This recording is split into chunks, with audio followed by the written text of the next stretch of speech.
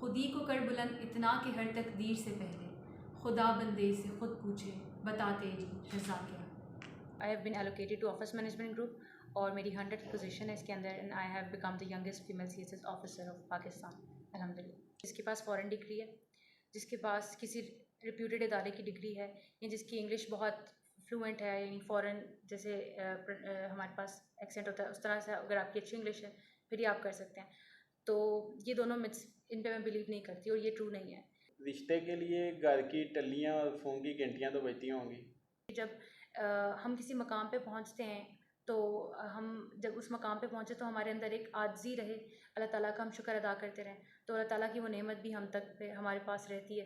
Pride feel करती हूँ कि मैं पंजाब यूनिवर्सिटी की स्टूडेंट हूँ, पंजाब यूनिवर्सिटी के एलुमनाई हूँ और मेरा फ़ख्र है ये इदारा, और हमेशा मेरा फ़ख्र रहेगा। मेरी जो भी कामयाबी मेरी आगे फ्यूचर में होगी वो उस मेरी कामयाबी में इस इदारे का हिस्सा है।